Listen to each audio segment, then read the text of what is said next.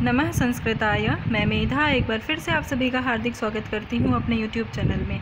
यहाँ हम कर रहे हैं तर्क संग्रह का अध्ययन और इसके अंतर्गत मैं 5 वीडियोस बना चुकी हूँ और इन 5 वीडियोस में हमने पदार्थों को जाना, द्रव्यों को जाना और गुण हमारे चल रहे हैं। तो गुण के अंतर्गत हम 16वां जो गुण है हमारा बुद्धि, उसका विषय अभी चल रहा है। तो बुद्धि के 2 भेद बताए थे, स्मृति और अनुभव। उसमें से अनुभव के 2 भेद थे, यथार्थानुभव और अयथार्थानुभव। तो अयथार्थानुभव के 4 करण बताए थे, प्रत्यक्ष, अनुमान, उपमान और शब्द।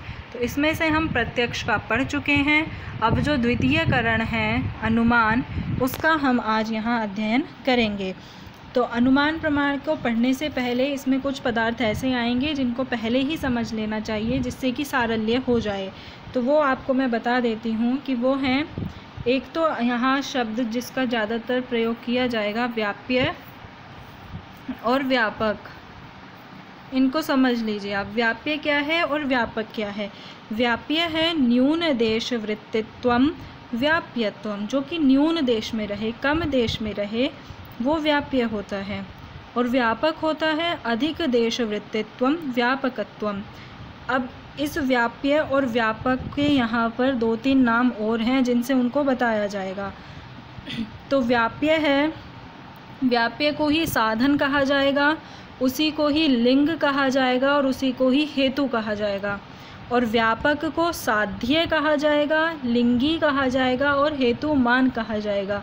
ये बात आप एकदम सही तरह से समझ लेना कि व्याप्य ही साधन है, व्याप्य ही लिंग है, व्याप्य ही हेतु है और व्यापक ही साध्य है, व्यापक ही लिंगी है और व्यापक ही हेतुमान है। हेतुमान जिसमें हेतु रहे। हेतु क्या है हमारा, पर्वतो वह्निमान वाले में पर्वतो वह्निमान धूमात। यहाँ पर जो धुआं है वो हेतु है, क्योंकि धुएं अग्नि के रहने पर ही रहता है। अगर अग्नि नहीं होगी तो धुआं भी नहीं होगा। तो इसलिए हेतु बनेगा धुआं और हेतुमान होगा अग्नि। इसके बाद यहाँ अनुमान प्रमाण के विषय में कहा भी जाता है नैयायिकों के लिए कि प्रत्यक्ष परिकल्पितमप्यर्थम अनुमानेन बुभुत्सन्ते तर्क रसिकाः, कि जो प्रत्यक्ष परिकल्पित, जो प्रत्यक्ष से ही परिकल्पित हो जाए, प्रत्यक्ष से ही जिसका पता चल जाए, उसको भी अनुमान के द्वारा वो जानने की इच्छा रखते हैं, अनुमान के द्वारा ही बताते हैं। इसीलिए वो तर्क रसिक होते हैं, वो नैयायिक होते हैं। तो चलिए प्रारंभ करते हैं अब अनुमान प्रमाण। अनुमितिकरणम अनुमानम। अनुमिति के करण अर्थात असाधारण कारण को अनुमान कहते हैं। यहाँ पर इन्होंने जो अनुमान की परिभाषा बताई है, इसमें हमें ये नहीं पता कि अनुमिति क्या है। तो अनुमिति को समझने के लिए उन्होंने बताया कि अनुमिति क्या है, कि अनुमिति है परामर्शजन्यम ज्ञानम अनुमिति ही। परामर्श से जन्य यानी परामर्श से उत्पन्न ज्ञान अनुमिति है। तो परामर्श से जन्य क्या होगा, वो जो ज्ञान होगा वो अनुमिति होगी। उसके बाद अब हमें ये नहीं पता कि परामर्श क्या चीज़ है, तभी हम उस परामर्श से उत्पन्न ज्ञान को समझ पाएंगे। तो पहले अब वो बताते हैं परामर्श। तो व्याप्ति विशिष्ट पक्ष धर्मता ज्ञानम परामर्शः। व्याप्ति से विशिष्ट पक्ष धर्मता ज्ञान को परामर्श कहते हैं। अब यहाँ पर ये समस्या हो गई कि व्याप्ति क्या है और पक्ष धर्मता क्या है। जब हमें ये 2 समझ आएंगे तभी हम परामर्श को समझ पाएंगे, और जब हम परामर्श समझ लेंगे तो हमें अनुमिति समझ आ जाएगी। तो अब उसके बाद इस उदाहरण को मैं अभी बाद में बताऊंगी, जब पहले मैं व्याप्ति और पक्ष धर्मता को आपको बता देती हूँ कि यत्र यत्र धूमस तत्र तत्राग्नि रीति साहचर्य नियमो व्याप्ति ही, कि जहाँ जहाँ धुआं है वहाँ वहाँ अग्नि है। इस प्रकार का साहचर्य यानी सहभाव है, उसी को व्याप्ति कहते हैं। सहभाव क्या है कि सहचरतीति सहचरस्तस्य भावः साहचर्यम, यानी समानाधिकरण्यमिति। समानाधिकरण अर्थात ये जो धुआं है और ये जो वह्नि है, अग्नि है, ये दोनों साथ साथ किस में रहती हैं, ये दोनों साथ साथ रहती हैं, पर्वत पर रहती हैं। तो ये जो पर्वत हो जाएगा वो बन जाएगा उसका पक्ष धर्मता, पक्ष बन जाएगा। तो इन दोनों का साथ साथ रहना ही क्या कहलाएगी? व्याप्ति। कि बिना वह्नि के धुआं नहीं होगा, तो जहाँ जहाँ धुआं होगा वहाँ वहाँ अग्नि होगी। तो ये हुआ, ये जो साहचर्य नियम है, सहभाव है, यही व्याप्ति है। पक्षधर्मता क्या है? कि व्याप्यस्य पर्वतादि वृत्तित्वम पक्षधर्मता। व्याप्य यानी व्याप्ति विशिष्ट जो धूम है, हमारा व्याप्य था धूम, तो वो व्याप्ति विशिष्ट है क्योंकि उसके अंदर अग्नि है, अग्नि विशिष्ट है। जो व्याप्ति विशिष्ट जो धूम है उसका पर्वत आदि में रहना, पर्वत आदि जो पक्ष में रहना, वही क्या कहलाएगा? पक्षधर्मता। क्योंकि धुआं अग्नि किसके अंतर्गत रह रहे हैं? वो रहते हैं पर्वत पर, तो ये पर्वत बन जाएगा पक्ष, और इसी को ही पक्षधर्मता कहते हैं। अब यहाँ पर इसमें पर्वत आदि क्यों कहा है? आदि इसलिए कहा है क्योंकि अग्नि के 4 स्थल माने जाते हैं, पर्वत, चत्वर, गोष्ठ, महानस। तो पर्वत यहाँ दे दिया, पर्वत होता है पक्ष, इसी को ही पक्षधर्मता कहते हैं क्योंकि इन 4 स्थलों पर ही अग्नि मानी जाती है। पर्वत पर चत्वर कहते हैं चौराहे को, गोष्ठ यानी गौशाला, और महानस यानी रसोईघर या पाकशाला। तो इनमें अग्नि के स्थल माने गए हैं। तो अब हमें व्याप्ति भी समझ आ गई है और पक्षधर्मता भी समझ आ गई है। तो अब इस व्याप्ति से विशिष्ट पक्षधर्मता ज्ञान को परामर्श कहते हैं। अब इसका उदाहरण देखिए, उदाहरण यहाँ दिया है कि यथा वह्नि व्याप्य धूमवान अयम पर्वत। वह्नि व्याप्य, वह्नि से व्याप्त, वह्नि से व्याप्त, जो वह्नि व्याप्य है, क्या है वह्नि का व्याप्य? वह्नि का व्याप्य होगा धूम। तो वह्नि से व्याप्य, वह्नि व्याप्य, जो वह्नि का व्याप्य है वो धूम वान, वो धुएं वाला, अयम पर्वत है, यह पर्वत है।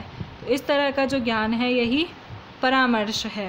इसको समझिए कि वह्नि व्याप्य धूमवान अयम पर्वत, वह्नि की जो व्याप्ति है उससे विशिष्ट जो धर्म और उसका पर्वत में विशिष्ट ज्ञान अर्थात व्याप्ति विशिष्ट हेतु जो है वो पर्वत में है, ऐसा ज्ञान परामर्श है। और उस परामर्श का स्वरूप क्या बनेगा? उसका स्वरूप होगा कि वह्नि व्याप्य धूमवान अयम पर्वतः, कि वह्नि व्याप्य, वह्नि का जो व्याप्य है वो धूमवान, धुएं वाला, अयम पर्वत, यह पर्वत है। ये ज्ञान होगा परामर्श। और तज्जन्यम पर्वतो वह्नि मानिति ज्ञानम अनुमिति, और तज्जन्य उससे उत्पन्न। अब इससे, इस वाक्य से हमें क्या उत्पन्न हुआ कि ये पर्वत वह्निमान है, ये पर्वत अग्नि वाला है, इस पर्वत में अग्नि है। वो हमें पता कैसे चला? क्योंकि हमने देखा कि जहाँ जहाँ धुआं है वहाँ वहाँ अग्नि है। ऐसा व्याप्ति नियम एक साहचर्य नियम है कि जहाँ जहाँ धुआं होगा वहाँ वहाँ अग्नि होगी, और वो अग्नि किसी न किसी स्थल पर रहेगी तो उसका पक्षधर्मता हो जाएगी। तो और हमने ये देख लिया कि उस पर्वत पर अग्नि भी है और धुआं है और अग्नि है। तो उस अग्नि का जो व्याप्य है, उस अग्नि का, अग्नि हुई थी साध्य, तो उस साध्य का जो व्याप्य है, व्याप्य कौन हुआ? धुआं।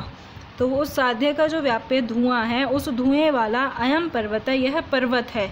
ऐसा ज्ञान होगा परामर्श। इस ज्ञान को कहेंगे परामर्श कि वह्नि का जो व्याप्य, ये धूमवान है, धुएं वाला है, यह पर्वत है। ऐसा ज्ञान हुआ परामर्श। और तज्जन्यम ज्ञानम, अब इस परामर्श से उत्पन्न ज्ञान क्या होगा कि इस पर्वत पर अग्नि है, तो पर्वतो वह्निमान, यह पर्वत अग्नि वाला है। ऐसा ज्ञान क्या हुआ? यही ज्ञान कहलाएगी अनुमिति, कि पर्वतो वह्निमान इति ज्ञानम अनुमिति, कि पर्वत वह्नि वाला है, यही ज्ञान अनुमिति है। तो अनुमिति समझ आ गई कि परामर्शजन्य ज्ञानम अनुमिति। परामर्श हमें समझ आ गया कि व्याप्ति विशिष्ट पक्षधर्मता ज्ञानम परामर्श है। व्याप्ति से विशिष्ट पक्षधर्मता ज्ञान को ही परामर्श कहते हैं। अब इसमें एक शब्द आया है पक्ष। पक्ष हमने बनाया था पर्वत को। तो अब ये जो इनका विषय है ये इसमें बाद में बताया जाएगा, लेकिन मैं आपको इसको यहीं पर क्लियर कर देती हूँ कि जो पक्ष, सपक्ष और विपक्ष, ये बताएंगे उन अनुमान के प्रमाण के 2 भेद को बताने के बाद। लेकिन मैं आपको पहले ही बता देती हूँ ताकि कोई समस्या नहीं रहे, और इसके भेद हम करेंगे बाद में। पहले हम करते हैं पक्ष, सपक्ष और विपक्ष। तो क्या सपक्ष है, क्या पक्ष है और क्या विपक्ष है? तो ये है कि जो पक्ष है वो क्या है कि संदिग्ध साध्यवान पक्षः। संदिग्ध साध्य, जहाँ पर साध्य, साध्य क्या था? अग्नि। अब उस व्याप्य व्यापक में समझ लीजिएगा कि व्यापक थी अग्नि और व्यापक ही था साध्य, व्यापक ही था लिंगी और व्यापक ही था हेतुमान। और व्याप्य क्या था? व्याप्य था साधन, हेतु और लिंग। तो संदिग्ध साध्य, जहाँ पर साध्य का संदेह हो, साध्य क्या है? अग्नि, जहाँ अग्नि का संदेह हो, उस पर्वत धुएं वाला, यह धुएं वाला पर्वत है, अर्थात पर्वतो वह्निमान धूमात, इस पर्वत पर अग्नि है धुएं के होने से, ऐसा हमें अभी संदेह है। तो वो जो संदिग्ध साध्यवान है वो हो जाएगा पक्ष। तो इस स्थल पर ये जो वाक्य मैंने बोला अभी कि पर्वतो वह्निमान धूमात, इस स्थल पर जो धूमवत्व हेतु है उसमें साध्य जो संदेह है वो किस पर होता है? वो होता है पर्वत पर, इसलिए पर्वत क्या हो जाएगा? पक्ष हो जाएगा। यहाँ उदाहरण भी दिया है कि यथा धूमवत्वे हेतु पर्वतः, कि ये जो धूमवत्व हेतु है, इस हेतु के कारण साध्य का संदेह कहाँ हुआ? हमें पर्वत पर हुआ, तो पर्वत बन जाएगा पक्ष। उसके बाद सपक्ष क्या है? सपक्ष है निश्चित साध्यवान सपक्षः यथा तत्रैव महानसम। तो वही उदाहरण लीजिए कि पर्वतो वह्निमान धूमात यथा महानसम, कि जहाँ पर साध्य का निश्चय हो, अर्थात उदाहरण समझिए कि जहाँ पर अग्नि का निश्चय हो कि यहाँ अग्नि है ही, तो वो सपक्ष है। और सपक्ष का अर्थ होता है दृष्टांत, अर्थात इस दृष्टांत में जो साध्य है वो निश्चित है। कि कौन सा दृष्टांत हुआ? महानस का, रसोई या पाकशाला। तो इस महानस में जो हमारा हेतु है, जो हमारा साध्य है, जो अग्नि है, वो निश्चित है। तो जो धूमवत्व हेतु है उसमें साध्य का यहाँ पर निश्चित है, निश्चय है उस साध्य का कि यहाँ अग्नि है। तो इसलिए ये जो दृष्टांत है महानस, ये हो जाएगा सपक्ष। अब विपक्ष क्या है? विपक्ष है कि निश्चित साध्यवान विपक्षः, निश्चित साध्याभाववान विपक्ष है, निश्चित साध्य का जहाँ पर अभाव हो वही विपक्ष है। यथा तत्रैव महारथः, जैसे कि महारथ। तो जो जहाँ पर साध्य, जिसमें साध्य के अभाव का निश्चय हो, जैसे कि जो धूमवत्व हेतु है, धूमवत्व हेतु में महारथ है, यहाँ पर महारथ दिया है, तो उस महारथ में, अर्थात महारथ में साध्य का अभाव निश्चित है। महारथ कहते हैं तालाब, समुद्र, झील इत्यादि। तो महारथ में, रथ में, पानी में साध्य, साध्य क्या है हमारा यहाँ? अग्नि। तो उस अग्नि का यहाँ अभाव है, इसलिए वो क्या हो जाएगा? विपक्ष हो जाएगा, कि जिसमें साध्य का अभाव निश्चित हो वही विपक्ष होता है। तो आज हम केवल यहीं तक पढ़ेंगे। इसके आगे का पार्ट हम दूसरी वीडियो में पढ़ेंगे, जिसमें हम अनुमान प्रमाण के दो भेद, स्वार्थानुमान और परार्थानुमान को जानेंगे और पंचावयी अनुमान को भी जानेंगे। तो फिर मिलते हैं अगली वीडियो में। जयतु संस्कृतम, जयतु भारतम।